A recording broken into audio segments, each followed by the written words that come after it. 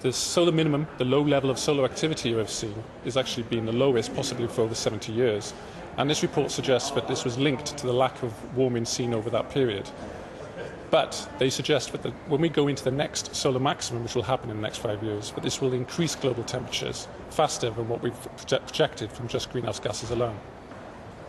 Well, joining us now from our Central London studio, climate change expert Jacqueline Carras. And we say expert, Jacqueline, how many other experts have been caught out by this? I'm not sure that you can say they've been caught out. I mean, it's long been known that variability in solar output actually affects the climate system.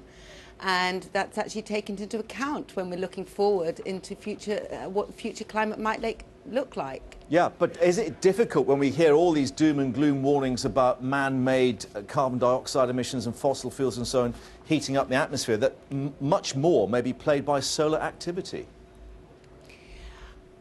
As I say, I mean, it's already being taken into account in future projections. There's no doubt that variations in solar activity affect sort of the temperatures we feel here on Earth. And as your representative from NASA was saying, that in recent years we've been through a low period of solar activity, close to a minimum, and that we're likely to go into a period of high level of solar activity over the next 5 years as we head towards a maximum. These things work on an 11-year cycle, and in the short term, variations in solar activity can certainly impact our climate. What they don't contradict is the long-term impacts of man-made climate change due to perhaps enhanced levels of greenhouse gases. Right. Here we're not talking about an 11-year cycle, we're talking about changes over a much longer period of time. So while it's conceivable that over the next few years solar variations will dominate sort of changes that we experience down here on Earth, if we're looking longer term, the accumulation of greenhouse gases could cause a much, much greater change, and that should be of concern to us all. But of course, looking at a much longer period, there are those people that question the warming of the Earth before man had even set foot here, and saying, well, without the man-made activity, there was this huge change in temperature upon the Earth. Certainly, even without mankind's activity, then the Earth's climate has switched between ice age to interglacial throughout time. And there are a number of different factors on that, including the sun's orbit, solar output, volcanic activity, the whole range of factors which contribute to that.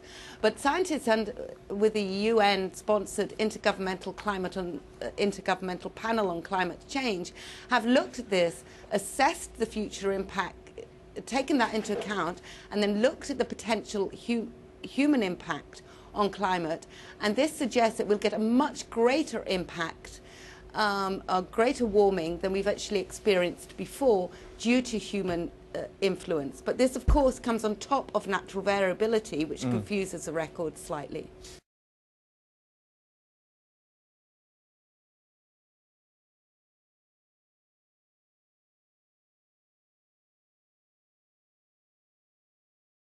Let me just show you some of the damage that the sea can do, because where the sea defences have failed here and they've crumbled, the sea has encroached over 200 metres here.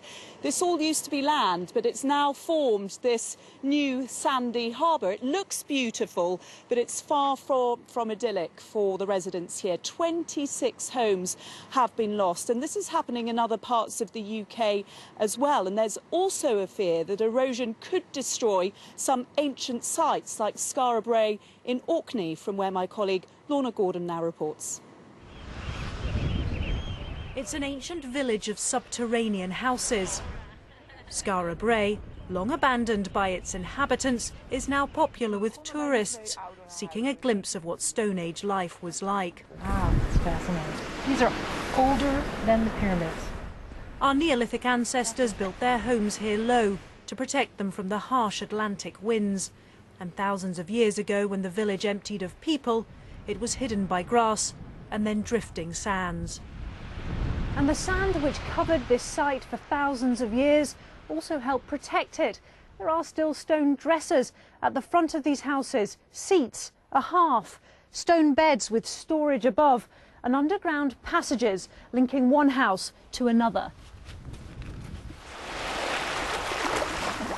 It is an archaeological treasure which was once far from shore, but is now just a few metres away from the sea.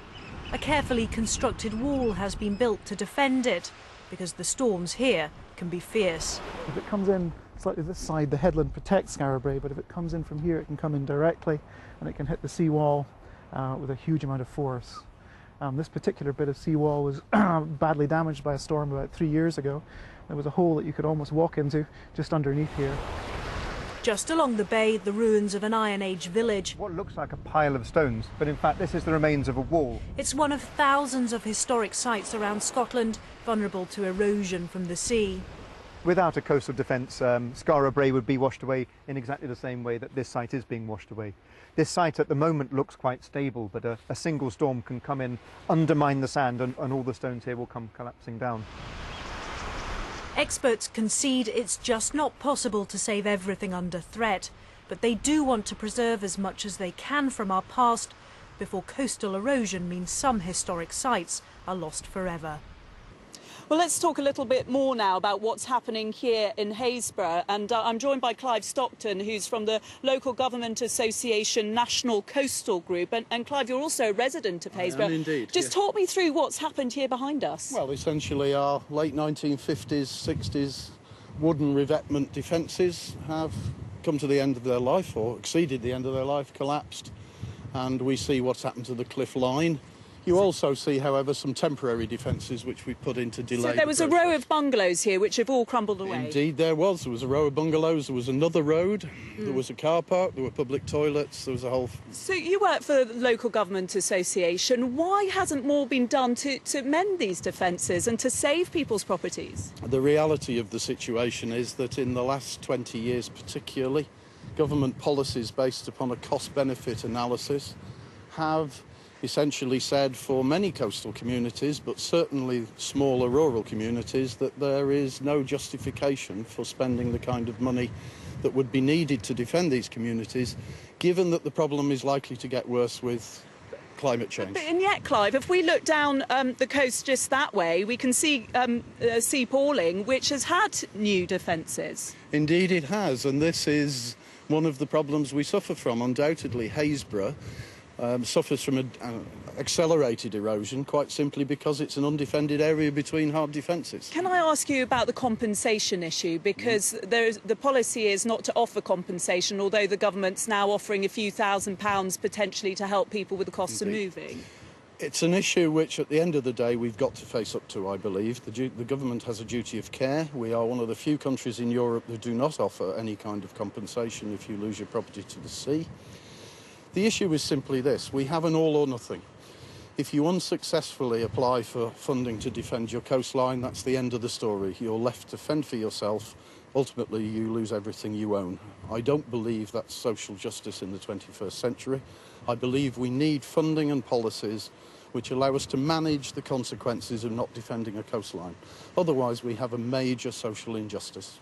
OK, Clive Stockton, thank you very much indeed. Well, the residents that I've spoken to here are very angry indeed. They know that you can't stop erosion, but they would like some help to slow it down. The government says they do want to help people, but that it's simply not viable to build or fix defences in every location. Back to you.